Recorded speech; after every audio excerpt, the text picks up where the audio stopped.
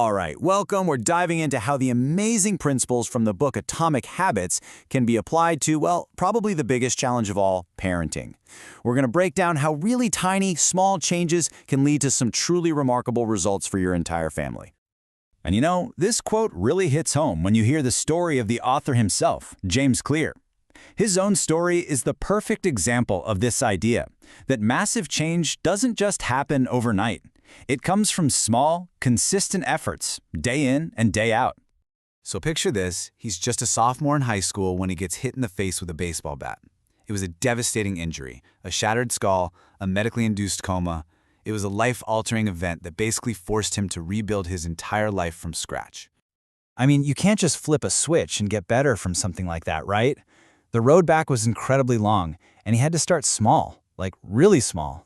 His first physical therapy sessions, they just involved practicing basic things, like walking in a straight line. The focus wasn't on some huge outcome, it was just about getting those tiny daily wins. And that's where it all clicked for him. This whole experience taught him the unbelievable power of getting just 1% better each day. It sounds like such a small amount, but that tiny improvement, when you do it again and again, it compounds into incredible change over time. And that's the core idea we're going to unpack for parenting. Okay, so that's the big idea. But how does it actually work? How do our brains build these habits that, let's be honest, end up running so much of our lives? Well, it all boils down to a really simple but powerful 4-step pattern that pretty much runs on autopilot. And this is huge because if you want to change the daily chaos in your house, whether it's good habits or bad ones, you have to understand this fundamental loop. Once you can see the pattern, that's when you can start to redesign it for the better. Okay, so take a look at this. This is the whole shebang right here. It's called the habit loop. All of our behavior, all of our kids' behavior can be broken down into this simple 4-stage feedback loop: cue, craving, response, and reward. Just think about it for a second. The cue could be your child walking in the door from school. The craving is for that feeling of relaxation. The response is, yep, dropping the backpack right there on the floor, and the reward, immediate freedom. That same pattern is happening all day, every day, for all of us. All right, so now that we know what the loop is, the big question is, how do we hack it? How do we engineer it? Well, Claire gives us this amazing framework called the 4 laws of behavior change, and we can totally use these to build better habits for our kids and, hey, for ourselves too. First up, law number 1, make it obvious. This one is all about that first step in the loop, the cue. To build a good habit, the trigger for it has to be super obvious, impossible to miss. This isn't about willpower. It's about designing your family's environment so the right choice is the easiest one to see. And I love this idea he has. He calls it the kindergarten model. Think about a kindergarten classroom, right? Everything has a specific, visual, logical place. If you want your kid to put their soccer cleats away, don't hide the bin in a closet. Put it right by the door they use to go to practice.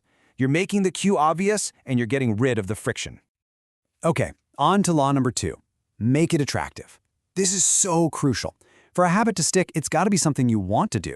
And for kids, one of the most powerful motivators is what their friends are doing. They are master imitators. They want to do what the people they look up to are doing. So think about it this way. You can nag your teen to read more, or you can change the game. You can influence the environment they're in. When a child sees their friends doing a habit and enjoying it, it suddenly becomes a very attractive thing to do. So you join a group where the behavior you want is the normal behavior. All right, law number 3. Make it easy. And this one is huge. Now, this isn't about doing the work for your kids. That can actually backfire in the long run. No, this is about removing the roadblocks that stop them from doing the right thing themselves. You want to make it as easy as possible for them to get started. And that brings us to the 2-minute rule, which is honestly a game changer. Instead of clean your room, which feels huge, the habit is put one toy away, something that takes less than 2 minutes. See, the habit has to be established before it can be improved. You want them to do homework? Have a quiet space all ready to go, with the supplies laid out. You're priming the environment for their success. And finally, we've got law number 4. Make it satisfying. This is the payoff. For any habit to stick, our brain has to get a little something at the end that feels good. That reward is what closes the loop and tells your brain, hey, that was totally worth it. Let's do that again. Now, a habit tracker is a fantastic way to do this. It gives you that immediate visual proof that you're making progress. But you know what's an even more powerful and immediate reward, especially for kids? Praise. The rule is simple. Praise the good, and whenever you can, ignore the bad. When your child does what you asked, praising their effort makes that behavior feel good. It makes it way more likely to happen again. Okay, so we've got the laws down.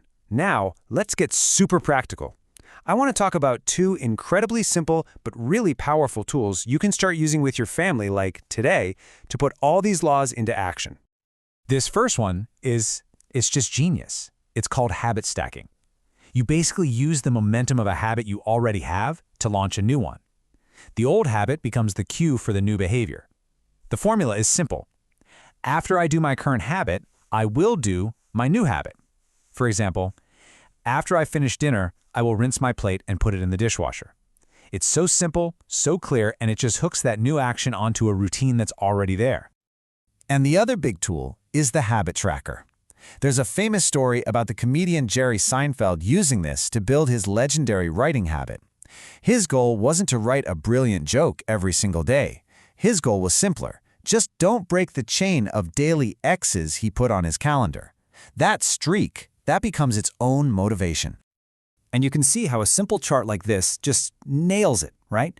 It makes the behavior obvious. The chart is right there. It makes it attractive. Your kids will want to build that streak. And it makes it satisfying. They get that little hit of dopamine from marking off the X each day. It's brilliant. Okay, but here's the thing. This is where it all comes together, and it's so much deeper than just getting your kids to do chores or finish their homework. The real goal, the true goal of building better habits is about shaping who they become. See, the real change, the change that sticks, isn't about the outcome, like getting an A. It's about the identity. It's the difference between saying, I want to get an A, and I am the type of person who studies every day.